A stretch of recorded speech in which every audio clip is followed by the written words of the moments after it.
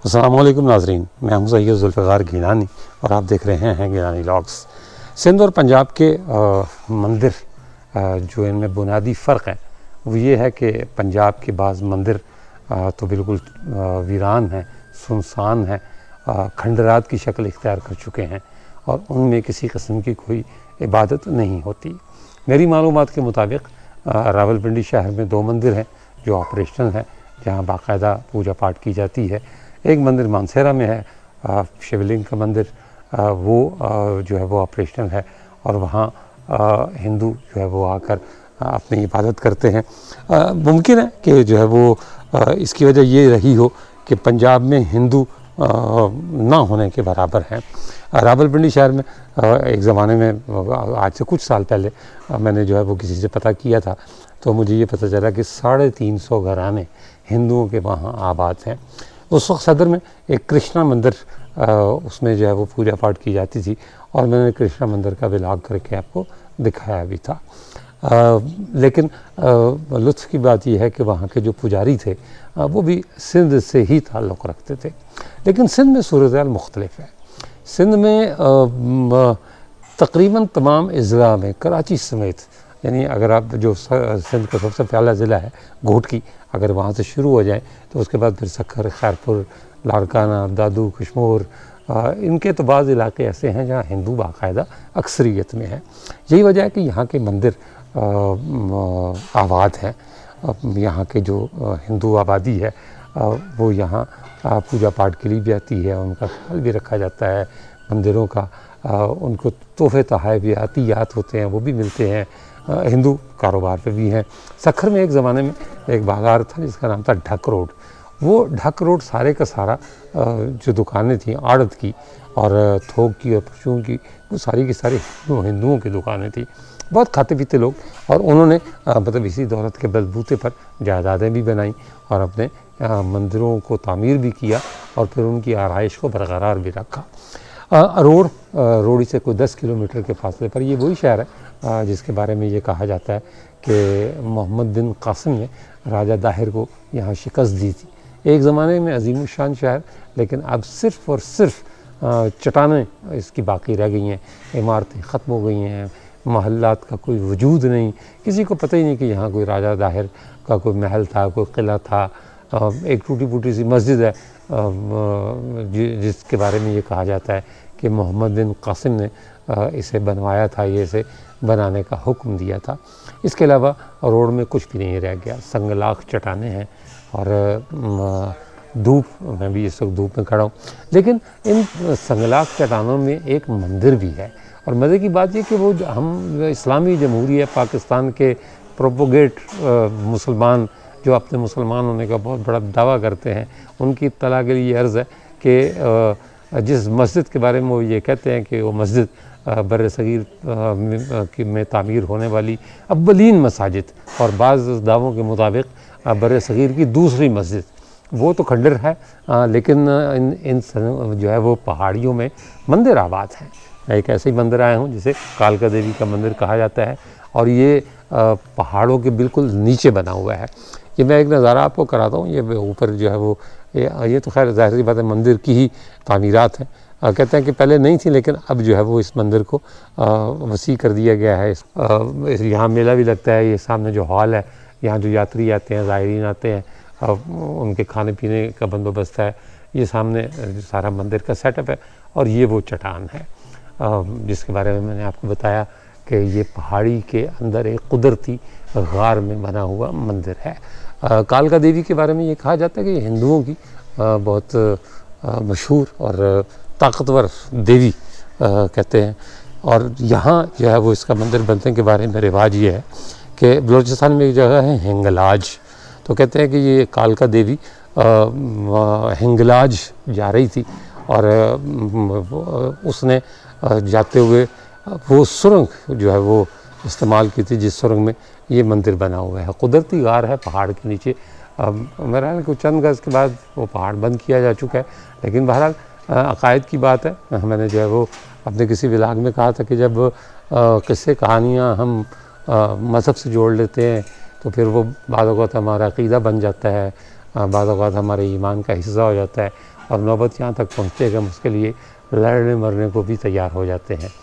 तो ये भी एक किस्सा है, ये कहानी है, ये जो कुछ भी है, लेकिन बहरहाल हिंदुओं का ये अक़ीदा है, जो हमारे हिंदू मत के लोग हैं, हमारे भाई हैं यहाँ जो बसते हैं, जो रहते हैं या यहाँ ये पूजा पाठ करने के लिए आते हैं, उनका कहना यही है कि हिंगलाज जाते हुए देवी ने यहाँ अपने दर्शन दिए थे, मतलब ज़ेरे ज़मीन जा रही थी वो, तो उसकी याद में ये मंदिर जो है वो तामीर किया गया है। ये मंदिर का अंदरूनी हॉल पहले नहीं था। जो मेरे साथ आए हैं सैयद जवाद मेहदी, वही मेरे मेज़बान हैं, मैं पहले भी जो है वो बता चुका हूँ कि सक्खर में वही मेरे साथ हैं। तो बकौल उनके पहले ये हॉल नहीं था, लेकिन अब जो है वो ये हॉल बनाया जा चुका है ताकि जो लोग आते हैं दूर दराज से उन्हें बैठने की कोई बेहतर जगह जो है वो मुहैया की जा सके। ये जगह जगह जो है वो देवी के जय माता दी और स्कंद माता और ये भरमचरणी, ये शैलपुत्री और चंद्रगुप्त और कुष्मांडा, अशोक,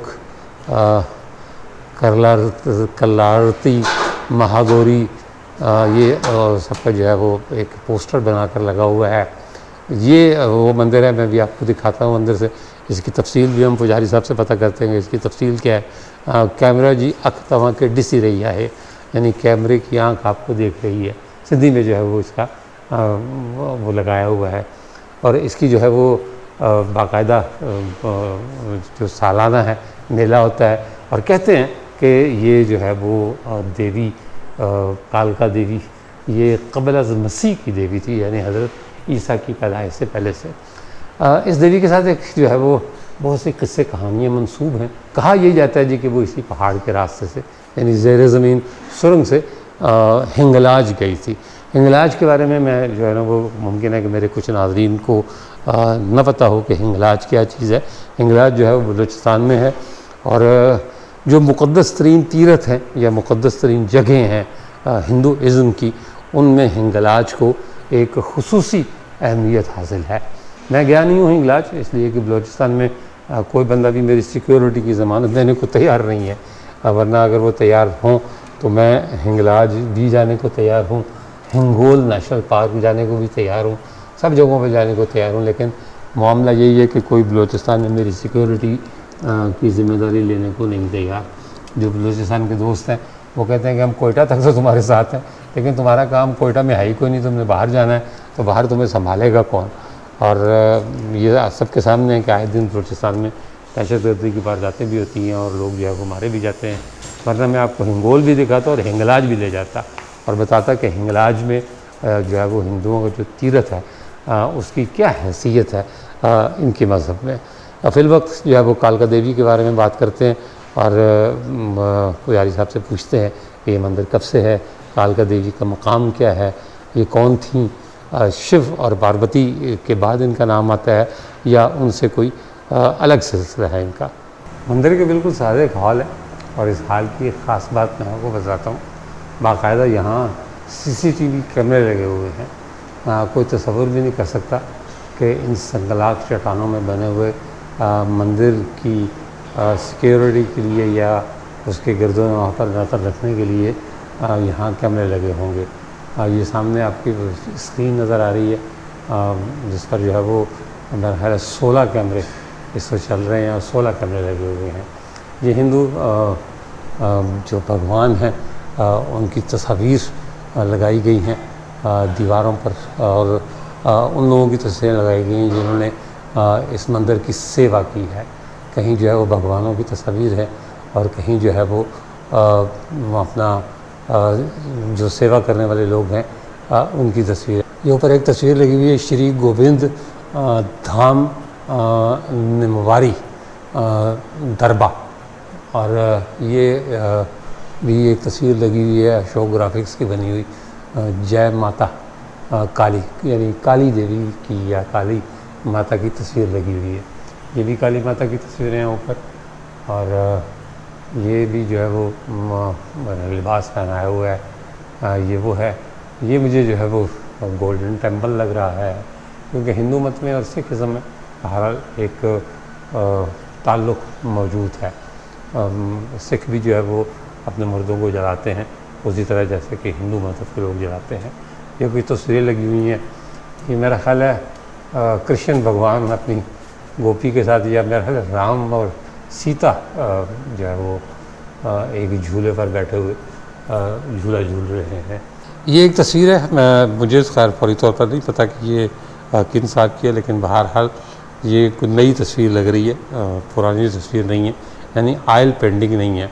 पुजारी साहब आते हैं तो उनसे पूछते हैं कि ये तस्वीर किसकी है। ये कुछ लोगों की तस्वीर है जो मतलब यहाँ मंदिर की सेवा करते हैं।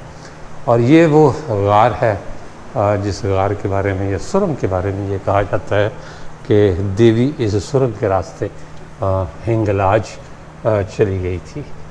तो ये मैं गार के अंदर आया हूँ।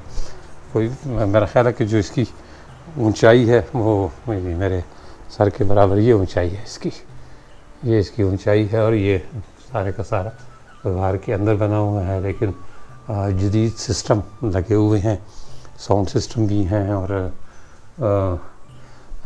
इवन ये कि अगर बिजली चली जाए तो यूपीएस वगैरह भी यहाँ लगाए गए हैं।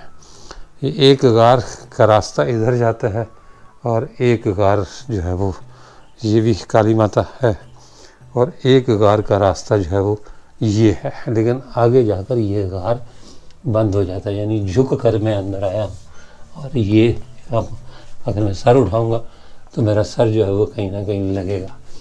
और ये गालिबन कालका देवी की तस्वीर है, ये मैं आपको जो है वो दिखा देता हूँ। ये सारा जो है वो काला हुआ है, मुमकिन है दिए जलाने की वजह से जो है वो काला हो गया हो, लेकिन ये वो गार है। और आगे से कहते हैं जी कि गार या तो कुदरती तौर पर बंद हो गया था या इसे बंद कर दिया गया है। ये सामने जो है ना वो बस यहीं तक ये गार है। तो ये एक गार का सिरा ये है। फिर मैं झुककर बाहर निकला क्योंकि ये जो है वो इसकी एंट्रेंस है। ये ऊपर चट्टान है ये सारी की सारी। ये सारा पहाड़ है, यानी पहाड़ के नीचे का खोखला हिस्सा। इसी तरह यहाँ भी एक वो लगाया गया है, मूर्ति बना के रखी गई है। ये फिर आगे जो है वो नीचे होकर मुझे जाना पड़ेगा। ये जनाब मैं आ गया हूँ नीचे, तो मतलब झुक गया हूँ। ये सामने भी जो है वो एक मूर्ति है, ये भी दुल्हन बनी हुई मूर्ति है। मतलब इस जगह जहाँ मैं इस वक्त मौजूद हूँ आप सर उठाकर चल नहीं सकते। ये कुछ झूले वगैरह रखे हुए हैं जिन अब ये नहीं पता कि ये मन्नतों मुरादों के झूले हैं या किस चीज़ के हैं। ये गार का दूसरा सिरा है। ये जनाब अंदर से गार मेरा ख्याल है कोई 10-12-15 गज तक आगे जाती है, या हो सकता है 20 गज तक जाती है, और उसके बाद फिर ये बंद हो जाती है, यानी आगे पहाड़ आ जाता है। और इसी गार के बारे में कहा जाता है कि कालका देवी इसी गार के या इसी सुरंग के जरिए, गार नहीं कहना चाहिए, सुरंग के ज़रिए यहाँ से हिंगलाज जा रही थी और यहाँ उसने अपने दर्शन दिए, और लोगों ने जो है वो उसका दर्शन किया, और फिर उन्होंने जो है वो यहाँ के लोगों को आशीर्वाद दी, और फिर यहाँ मंदिर बनाया गया। ये देखें पहाड़ है, और पहाड़ के ऊपर फिर मज़ीद तामीर करके इसे बाकायदा कमरे की शक्ल दी गई है। संगलाख पहाड़ों में हिंगलाज जाने वाली देवी का मंदिर, बल्कि यूँ कह लें कि संगलाख पहाड़ों की सुरंगों के ज़रिए हिंगलाज जाने वाली देवी का मंदिर। ये जनाब देवी के दर्शन करने के लिए जब जाते हैं तो घंटी बजा के जाते हैं। हाँ, मेरे साथ है सावन मल साहब, कालका देवी के मंदिर के जो है वो रोड उसके जो है वो खिदमतकार कह लूँ, प्रसादी कह लूँ। हम इनसे पूछते हैं कालका देवी कौन थी, कब थी, क्या था, और ये यहाँ क्यों आई थी। ये हजारों साल पहले के ये मंदिर है, आस्थाना। मंदिर भी नहीं है, ये आस्थाना ही है। और आस्थाना उसको जो कहते हैं जिसको बनावट खुद ना हो, सही। ये कुदरती जो बनावट है उसको आस्थाना ही बोलते हैं। अच्छा, ठीक है। उनके बाद जो है ये इधर जो माता आई थी, इधर देव रहते थे बहुत, इंसान जात को तंग करते थे, अच्छा। इसलिए माता उधर से आई, हम्म हिंगलाज माता से, और कलकत्ते थे हिंगलाज में इधर आई, फिर इधर देवों को ख़त्म किया, ठीक। उसके बाद इंसान जात को तहफ़्फ़ुज़ दिया, और उनके बाद जो है इधर आदमियों का आना जाना शुरू हो गया। सही। तो ये हिंगलाज से आई थी या हिंगलाज जा रही थी? कलकत्ते से हिंगलाज में, हिंगलाज से इधर। अच्छा, कालका का जो मरकज है वो हिंगलाज ही है। हाँ, हिंगलाज में जो मंदिर बना हुआ है वो कालका देवी का मेन मंदिर है। वो इन लोगों के लिए आई थी ना, देवों को जहाँ भी, ठीक है। वो इंसान जात को तंग करते थे, ठीक है, वहाँ ही पहुँचे। ठीक। और फिर वापस हिंगलाज चली गई। हाँ, तो ये जो गार है ये खुद ब खुद बंद हो गए थे या लोगों ने किए थे? उनके लिए तो फॉर्म है ना भाई, लोग कहाँ जा सकेंगे इधर। नहीं, इन्होंने खुद फिर बंद कर दिए थे। इतनी नहीं है ना अच्छा, कि आदमी जा सके। अच्छा, अच्छा, अच्छा। वो तो देवों की बात और है ना। हाँ, हाँ। वो तो देवी थी ना। तो ये छोटे हैं, वो गुजर जाती हैं वो तो उसमें देवी, से। उनके लिए तो फॉर्म है ना ये। सही है, पत्थर भी फॉर्म है, क्योंकि वो पत्थरों के बीच में से बीच गुजर में से गई। गुजर जावे तो उनकी मर्जी है। अच्छा, उसके बाद कभी दर्शन दिए उन्होंने यहाँ आकर? दर्शन तो ऐसे ही मिलता रहता है, ख्वाबों में और नींद में मिलता रहता है। अच्छा, जी। तो ये जो तस्वीर जो है वो आपने लगाई हुई है, जिसमें वो एक हाथ में उन्होंने दराती पकड़ी हुई है, और ये किसी देव का सर ये जालिम है, ये जालिम लोग हैं, हाँ, इनको ठीक है। खत्म किया है। अच्छा, हाँ, तो ये उसी की तस्वीर बनाई हुई ये है। उसकी तस्वीर बनाई हुई है। अच्छा, उसको जो है वो दराती से मार के, हाँ, मार और उसका जालिम का जो है वो सर हाथ में पकड़ा हुआ ये है। हद तोड़ गया था ये बहुत। अच्छा, अच्छा, अच्छा। हद से चला गया था। तो कोई इसका नाम पता है, कोई कौन था ये बंदा? ये वो उनमें देवों में थे ना। अच्छा, देवों में थे। हाँ, ठीक है, ठीक है, ठीक है। जो इंसान जात को तंग करते थे, ये वही लोग हैं ये। अच्छा, चलें, खुश रहें जी। आपकी बड़ी मेहरबानी, बहुत शुक्रिया। आपने हमें जो है वो देवी माता के बारे में जो बताया कि जी वो हिंगलाज से आई थी और फिर हिंगलाज वापस। हिंगलाज से इधर। अच्छा, कलकत्ते से हिंगलाज गई तो थी। ये इसी मैम पे निकली हुई थी माता देवी जो। चलें, खुश रहें जी, सलामत रहें। मैं इसी पहाड़ के नीचे मौजूद हूँ, जो एक उसे खोखला करके मंदिर बनाया गया है, उसके फर्श पर खड़ा हूँ। मेरे सर पर एक बहुत बड़ी लाइट जल रही है, जिसकी वजह से मेरा चेहरा भी जो है वो आपको साफ नज़र आ रहा होगा। और ये मेरे पीछे आपको देवी जी का की मूर्ति भी नज़र आ रही होगी। एक हाथ में उन्होंने दरांती पकड़ी हुई है और दूसरे हाथ में दुश्मन का सर कलम करके, जिसमें से लहू टपक रहा है, वो पकड़ा हुआ है। सुर्ख रंग की ज़बान मुंह से निकाली हुई है और बड़ी खौफनाक मतलब दिखाया गया है, बिल्कुल इसी तरह दिखाया गया है कि शायद कोई बहुत ज़ालिम किस्म की देवी थी ये। अच्छा, ये रिवायत तो मैंने आपको बताई कि जो हिंदुओं का अक़ीदा है वो ये है कि वो हिंगलाज जाते हुए यहाँ पर रुकी और उन्होंने अपने दर्शन दिए, और जो अपने पैरोकार थे उन्हें खुश किया, और फिर वो आगे रवाना हुई, और उनकी रवानगी के बाद ये सुरंग या तो कुदरती तौर पर बंद हो गई या इसे बंद कर दिया गया। लेकिन एक रिवायत और भी है, मतलब इस देवी के हवाले से। वो रिवायत ये है कि ये जो कि अरोड़ है, तो अरोड़ के बारे में के हवाले से अगर कोई रिवायत होगी तो या तो राजा दाहिर के बारे में होगी या मोहम्मद बिन कासिम के बारे में होगी। तो ये इस देवी की जो रिवायत है ये भी राजा दाहिर से जुड़ी हुई है। कहते हैं कि जब राजा दाहिर को ये पता चला कि मोहम्मद बिन कासिम जो है वो उसने दीवल फतह कर लिया है और वो मंजिलें पर मंजिलें मारता आगे आ रहा है, नारौन कोट भी उसने फ़तह कर लिया, सीस्तान और जो है वो सेवन पर भी कब्ज़ा हो गया, और अब अरोड़ का मजबूत किला मोहम्मद बिन कासिम के सामने था।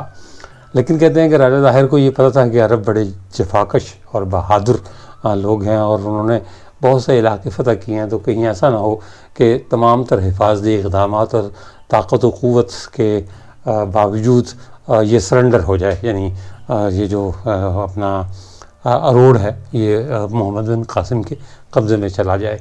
तो कुछ लोगों ने उसे मशवरा दिया कि तुम जो है वो कालका देवी से मदद मांगो।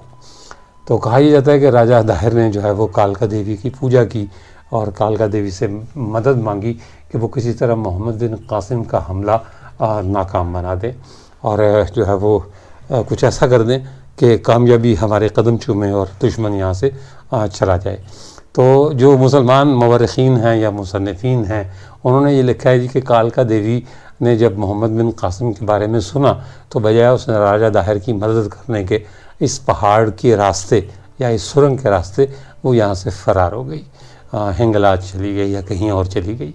तो ये मुसलमानों और हिंदुओं के मुख्तलिफ़ अक़ायद हैं। मैं किसी के अक़ीदे में के बारे में कोई बात नहीं करूँगा। मैंने दोनों रिवायतें आपको नहायत ईमानदारी से बता दी हैं कि हिंदू ये कहते हैं कि वो हिंगलाज जा रही थी यात्रा के लिए और यहाँ जो है वो उन्होंने दर्शन देने के लिए जो है वो रुकी थी अपने जो है वो लोगों को, लेकिन मुसलमान जो है वो कुछ और कहानी सुनाते हैं। अब हकीकत क्या है ये या तो अल्लाह बेहतर जानता है या वो लोग बेहतर जानते हैं जो उस ज़माने में ज़िंदा थे। मुझे कोई हक़ नहीं पहुंचता कि मैं आज से जो है वो 1000 साल पहले या जो है वो 1700 साल 1,500 साल पहले जो लोग मौजूद थे उनके बारे में किसी किस्म का कोई तबसरा करूं या अपनी तरफ से राय दूं, क्योंकि मैं मौर्रिख नहीं, मैं सिर्फ जो है वो तारीख़ बयान करने वाला हूं। तो जो रिवायत मेरे पास आती है मैं उसे रिवायत कहकर बयान करता हूं और जो तारीख़ बनकर मेरे पास आती है मैं उसे तारीख़ की हैसियत से बयान करता हूं। ये मज़हबी मामलात हैं और मैं इन मज़हबी मामलात के बारे में वैसे कोई राय नहीं देना चाहता। हर शख्स का अपना अक़ीदा है और मेरा ख़्याल है कि हमें नहीं चाहिए कि हम किसी दूसरे के अक़ीदे पर उंगली उठाएं या उसके बारे में कोई गलत बात करें। हिंदुओं का जो मैंने जो है वो अक़ीदा है वो बता दिया कि ये हिंगलाज जाते हुए उन्होंने यहाँ अपने जो अपना पैरोकार थे या जो उनसे प्यार करने वाले उन्होंने दर्शन दिए। और मुसलमानों का अक़ीदा भी मैंने आपको बता दिया कि जी राजा दाहिर ने इनसे मदद मांगी और ये मदद करने के बजाय हिंगलाज चली गई। कौन दुरुस्त है कौन सही इसका फ़ैसला अल्लाह करने वाला है। इसके साथ ही इजाज़त दीजिए, इंशाअल्लाह ताला अगले व्लॉग में दोबारा मुलाकात होगी। तब तक के लिए अल्लाह हाफ़िज़।